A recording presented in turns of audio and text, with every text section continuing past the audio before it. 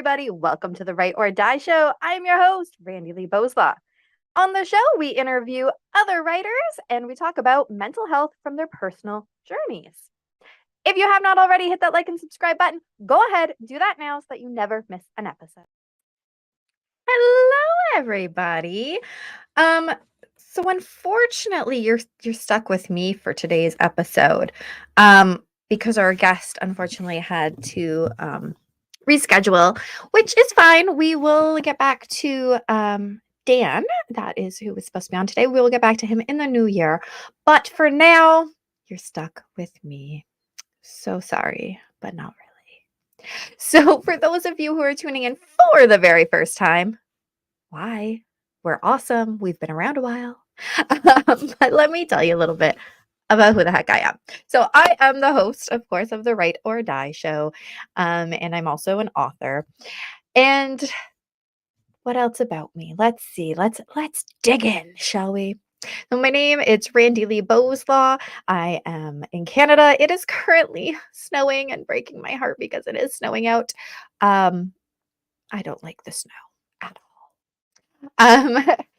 I have been dealing with depression since I was a teenager. And earlier this year, I was diagnosed with PTSD, and I worked through quite a bit of trauma therapy through that. A couple years ago, I was diagnosed with autism, and man, did that make my life make sense. Wow. Uh, 2 years, well, 2.5, I suppose now. Wow, time flies. 2.5 years ago, my brother died by a drug overdose. And I have a couple kids. I got a grandbaby who just turned 4. Yeah, guys, he's ginormous now. I have a husband. I got some puppies. I got some kitties. And I try to keep it all together. So when my guest had to reschedule, I was like, oh no, I'm gonna have to do this episode all by myself. I'm like, oh no, what am I gonna talk about? I've already done episodes by myself and kind of shared about it. So there's always more, right? Always more. So I figured what I would talk about is something that has been on my mind a little bit lately.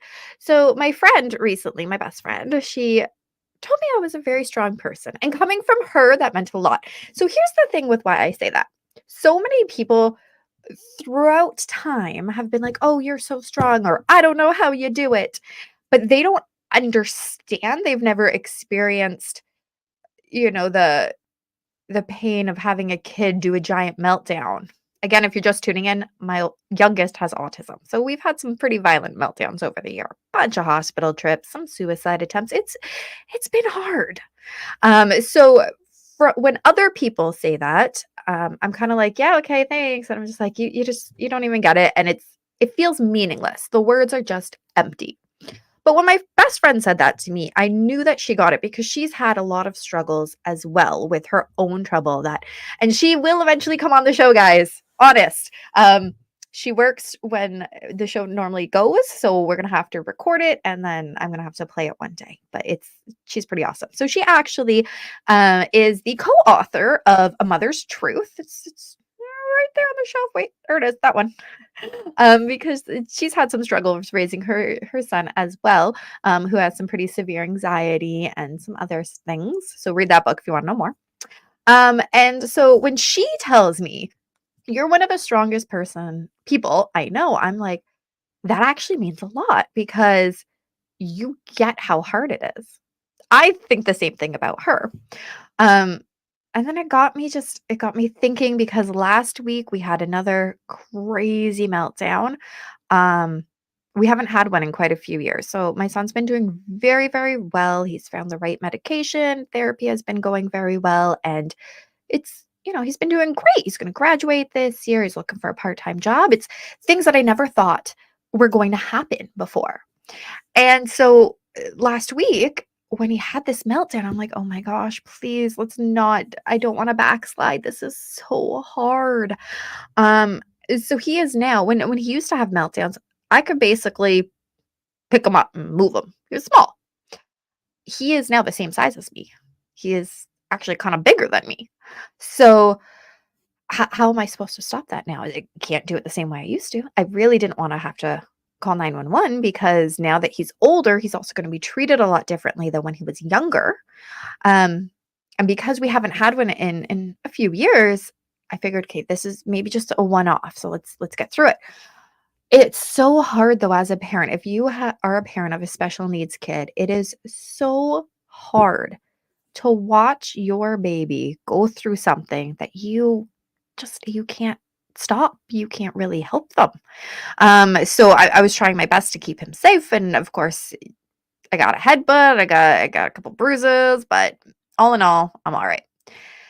However, now that he's at that age, he tried to grab the car keys to go for a drive to cool down, which I mean, in a sense, it is a good coping strategy. However, you can't drive when you're in that state at all. So of course, we had to take the keys from him. So he just sat in the car quietly by himself for a little bit, and I figured after a few minutes I'd go and see how he was doing. He still wasn't having it, and he got out the car, flipped me the bird, and just stormed off down the street. It's dark out. It's pouring rain, and just goes. And I'm like, "Oh, crap. He's got no phone. He's got no keys." So my husband and I, we drive around and look for him. He did come back, all totally cooled down. Everything was fine. He's been very good since. But the point of sharing this story, I actually asked him if he wanted to come on the show, but he didn't want to come upstairs. That was really the only reason. And but the point of sharing this story is that as a parent of a kid with special needs, it is so hard to keep on this happy face when there's so much shit going on. And the the last couple weeks I've been depressed as well, so that doesn't help. So then I'm thinking, my kid is doing bad now. What have I done that was wrong? And of course, beating myself up again. I'm much better now, as you can see. Cheery smiley, although I do tend to be cheery smiley because that's what makes me get through it. It's kind of a fake it thing sometimes. But the reality of the situation is the beginning of November, the first 2.5 weeks, probably, I was so depressed. And it was, what do I want to do? I don't want to do anything. I'm glad I'm out of that funk. Don't ask me how I did it, but sometimes it just happens, right? And that's the thing with depression is sometimes we don't have control over it. There's definitely triggers, like last week when there was a meltdown, definitely triggering another episode for depression. But for the most part, it hits for no reason, and you just feel like this awful piece of garbage. Speaking from personal experience, guys. And so when people say, you're so strong, or you have nothing to be sad about, or, all of these stupid sayings that people say to us, it's so frustrating because first off, I don't want your pity. I don't want your sympathy. If you can empathize with me, that's all right, because you have been through something and we can relate to that, which is nice. Like I said with my best friend, when you can relate to somebody, it makes you feel a little bit better. And that's why I wrote most of my books, because I don't want people to feel alone, because that is the absolute worst feeling.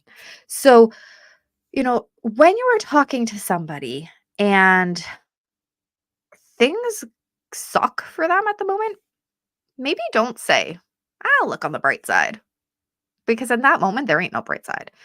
My favorite thing for people to do when I am in a crap moment or having a crap time is honestly to go, "Well, that frickin' sucks." That is my favorite thing, because if somebody can understand that I don't need advice, I don't want advice. I just want somebody to be like, "Wow, that sucks." Don't try to cheer me up. I don't need cheering up. And no matter what you do, if I'm in a depressed state, you're not cheering me up anyways, because it's something going on in my brain. Um, yeah, of course, bringing me like a hot chocolate's going to give me a little boost of what is that? Serotonin for a little bit. But overall, we need to watch our words when we're talking to each other. Um, because words matter. We've talked about that a lot. Words matter, and what we say to ourselves matter. And when we're depressed, I know for me, my words are really not good. My words tend to be, "You're awful, you suck, you should die, you should just not be here," a lot of pretty bad things. Um, and thanks, Marnie. I am so glad that you feel that way, and I hope that everybody can get a little something out of what we're doing. And Marnie's been on the show a couple times, and she's pretty awesome, and you should go check out her books too. Um, so I feel like at this point I am rambling because I'm off on a tangent, but really watch what we're saying to each other. Watch what we're saying to ourselves. It is so important. Um, Now I got out my first book that I ever wrote, whatever. And I wanted to read one of the poems to you that here we go. So this poem, it was written back in 2005. Yeah, that's how long I've been dealing with it. It's been a hot minute. But I wanted to read this one to show that this is kind of how it feels when I'm in a depressed state. And I think that others can relate to this feeling. And just knowing that this isn't the end of things. So I'm going to read it to you. Hope you enjoy it. It's called Finally. Goodbye, so long. I'm leaving now. Goodbye, so long. It's over now. Was here and was like painful exile. This road goes on for miles.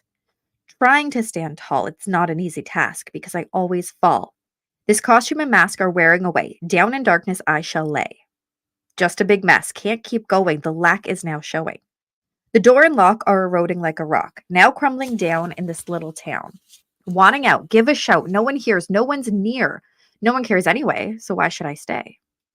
The darkness is chasing, going to let it catch me. Heart is racing, down on the knee, too late to stop it, at my end's wit. Never thought this was the end, but it's too late to mend. Tears from the eyes caused by all of these lies. Here's my last moan because I want to go home. But where is it, this pile of shit? With no real home, no love is shown. The last twinkle fades in these black and gray shades. Being consumed by the evil around, fire is fumed too tightly wound. Here comes night with all of its might. Stand and wait for it to take hold. No longer bold. This is my fate. One last tear falls, one last pain takes it all. Now it's over, now I'm gone. Watch the blood run on and on. Whew. It's a heavy poem. Heavy poem. So if you didn't catch it, because sometimes I go fast, you can rewind and go back.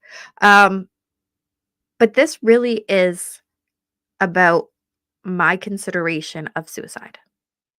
And not just the consideration, but the last goodbye for it. That this was it. Things were done. Things were over. That last line there. Now it's over. Now I'm gone. Watch the blood run on and on. I was ready to just go by. Glad I didn't. So if you have ever done that, oh, thanks, Marnie.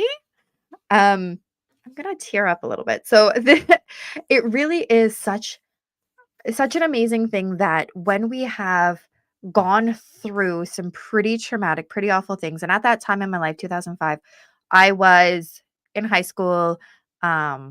My brother was in and out of jail. He was still doing drugs. He never really stopped, obviously.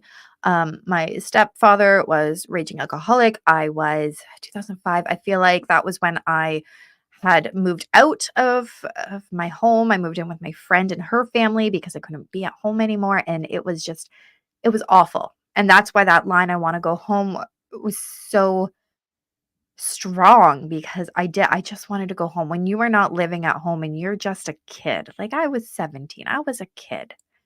It's hard. So very hard. And a lot of our experiences with depression start when we're young. I think that's also such an important thing to talk about, because Depression, mental health, it knows no age. My kid's first suicide attempt, 9 years old. 9. Whoever would have thought a 9-year-old would consider doing that to themselves? And it happens. Luckily, mine did not. Um, well, he followed through on his plan. He was in the hospital, but it wasn't successful, I guess, which is good.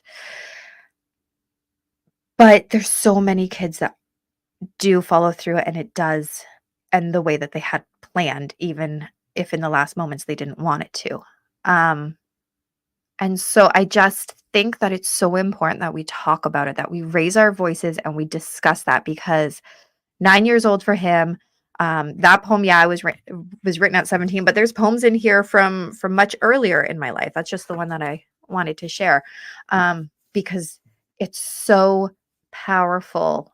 The imagery of I'm down on one knee, like I'm falling, I can't get back up, no one's helping. The I scream and no one's hearing, nobody cares. That imagery sums up how I feel when I'm in this pit of depression, and it is awful. It is just the absolute worst. I get a little teary-eyed. Um, but the important thing is, again, to share it when you are ready. And if that means only with a therapist, that's totally fine. If it means only with a really close friend, that's fine. You don't have to be like me or the guests on my show and, and share it to the world. Um, but sharing it really helps to overcome it. If you are at a place in your life where you can share it to more people, then it really helps others. So, something that has stuck with me since my brother's funeral as well was actually at the viewing. My cousin came over, she gave me a hug, and she said, "What you're doing is so important." And she was referring to this. She was referring to talking about mental health. I, of course, was already sad because my brother was dead, but I just started bawling. And of course, it's during COVID and we're being told not to hug, but I'm hugging her, I am bawling because sometimes it feels like, what is the purpose of what I'm doing? Is anybody getting anything out of it? And so when somebody says to me, yes, I am. I know she's family, so she might have been lying, but I don't think so.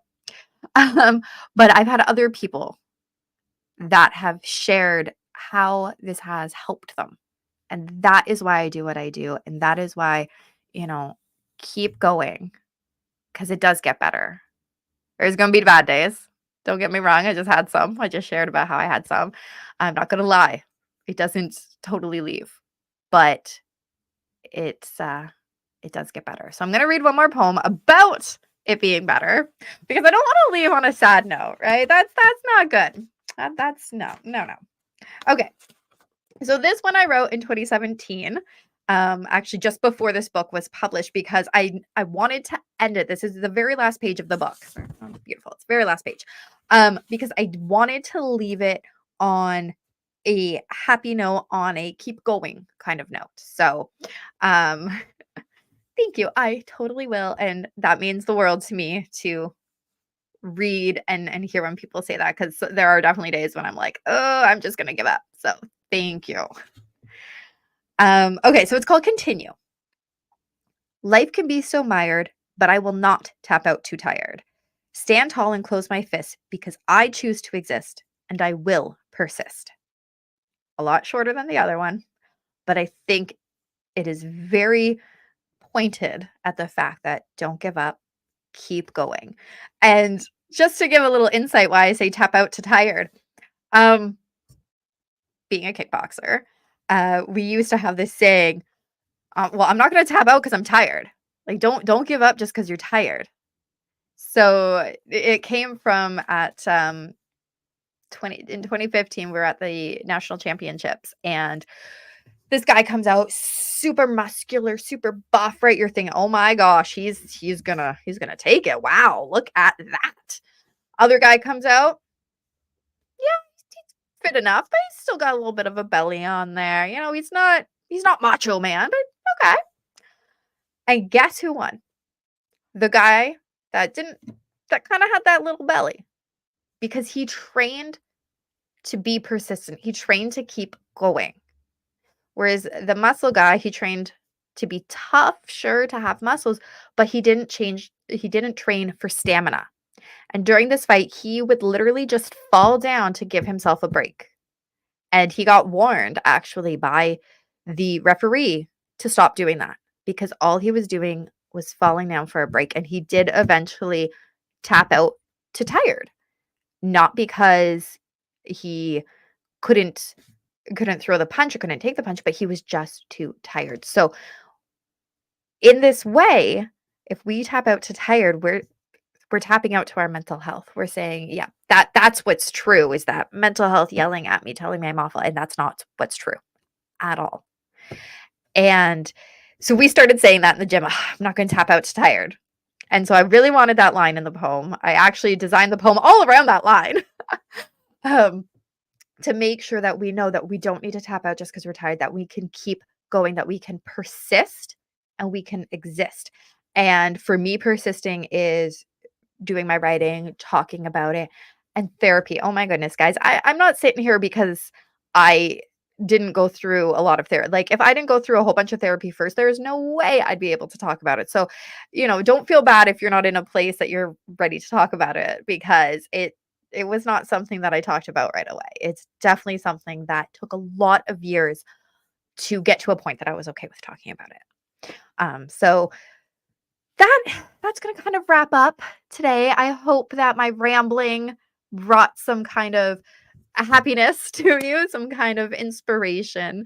I always end with letting the guests talk about their book, so I guess I'll talk about mine too. Why not? So the poems that I read, they're from my very first book I put out, Thoughts of a Wanderer. I am actually in the process of revamping that one a little bit, adding some new stuff to it, and putting out a revised version. So we'll see how that goes. Of course, I have some other stuff on mental health. I've got Embracing Me, A Mother's Truth, my most recent one, Goodbye Too Soon. That one's about my brother. I've got some kids books. The most recent one was Neo's Forever Home, about a three-legged kitty. And yes, he does exist. He is real and he is adorable. And I've got some short, scary stories. And to go along with what I've been talking about for this whole show, I've done some journals up, some journal prompting books. So if you're looking for a great Christmas gift, a journal prompting book is awesome. So it gives, a little prompt of, what's your greatest strength or what's your greatest weakness, whatever it is. There's 30 of them, because it's for the whole month. And then it gives some lines to write. So it's a nice little gift for people. All of my stuff can be found on Amazon. Follow me, of course, if you have not already, hit the like and subscribe button on the show here. But also, if you want to follow me on Facebook, I'm at RB Writing or RB Media. Instagram and TikTok, I'm on Randi-Lee Bowslaugh. And if you want to see my animals, they have their own TikToks. You could actually see the adorable three-legged kitty Neo. So their TikTok is at 4 cats, 3 dogs. Or is it 3 dogs, 4 cats? Oh my goodness, I can't even remember. Let me check for you. It's at 4 cats, 3 dogs. That's what I thought. And then I'm second guessing myself. So if you want to see Neo, let's see, Neo, Friggy, Smokey, and Black Cat. And then Freddie, Daphne, and Zen. Those are the doggies. You can follow them on TikTok at 4 cats, 3 dogs. And get your boost of happiness from seeing adorable animals every single day. You can scroll through. They have way more followers than me because they're just so darn cute. Anyways, I hope everybody has a fantastic day. If you are in Canada with me here in the snow, stay warm. If you're already in the warm weather, I hate you. No, I'm just kidding. Enjoy it. We will have warm weather again one day. And let me throw our ending video on here, and I'll see everybody next week. As always, thank you so much for the amazing guests that we have on the show. Be sure to check out their links down in the description below. If you want to support the channel, go ahead and check out our merch store. We've got some very cool things on there. That's my favorite. Sorry, I'm busy ending the stigma. But there's some other very cool designs. 10% of the proceeds always goes back to the Canadian Mental Health Association. Be sure to follow us on Facebook at RB Media because we have some great new shows coming up and you never want to miss any of those episodes. And remember, the only way to end the stigma of mental health is to speak openly and honestly. Bye.